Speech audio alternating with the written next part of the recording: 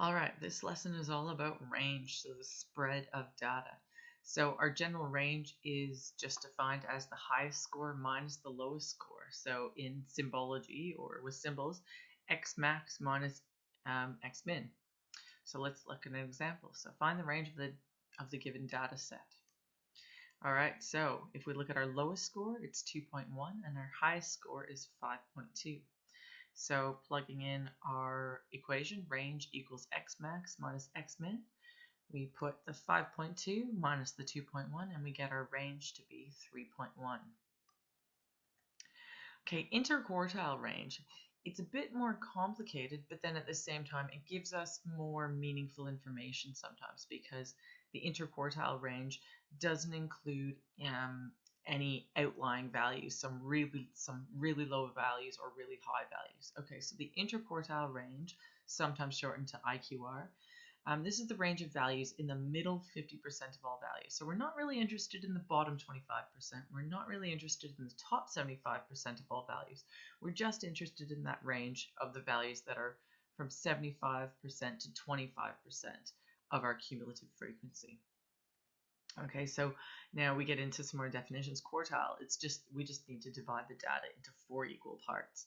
So then we have these 5 values that we're interested in, our minimum value and our maximum values. And then we have our 4 quartiles. So the first quartile or the lower quartile, the second quartile, the third quartile, and the fourth quartile. And yes, sometimes the first quartile is also called the lower quartile, and sometimes the third quartile is called the upper quartile.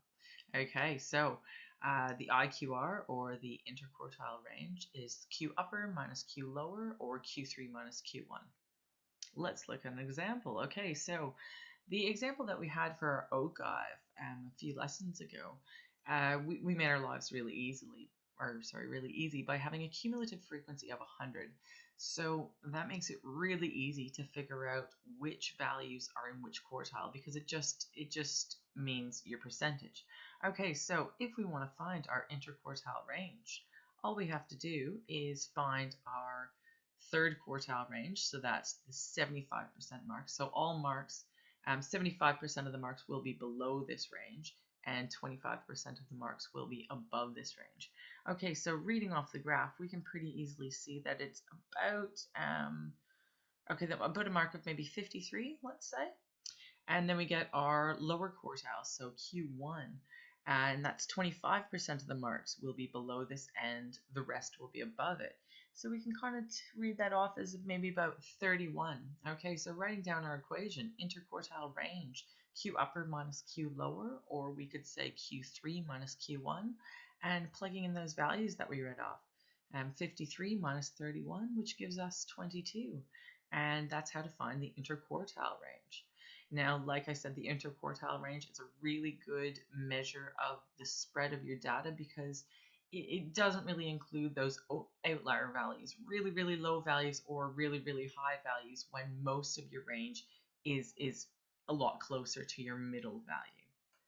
Okay, now I did say that we made our life really easy in the last example by just having a cumulative frequency adding up to 100. Now, what we can do in the case of when we don't have a cumulative frequency adding up to 100, we just need to figure out what the top 25% of the marks are, 50% of the marks, 75% of the marks, and the top marks are. So in this example that we had in our first ogive example, we had a cumulative frequency total of 40. So we had a total of 40 marks. So all I need to do is divide that into 4 equal parts, and then I can find my 25th, my 50th, and my 70th. So my first quartile, my second quartile, and third quartile. Okay, so in this case, you can see that my first quartile, 25%. Okay, well, if I divide 40 by 4, I'll end up with 10%, or sorry, 10 would be my first quartile, and 30 would be my third quartile. So, okay, if I have 10 marks, which is 25% of the marks, I would have a first quartile value of 20. Okay, looking at my third quartile, 30 marks would be my 75% of the marks, and we're at approximately 40. So my third quartile value would be 40. So to find the interquartile range, all I have to do is 40 minus 20. So my interquartile range in this case would be 20. So 40 minus 20.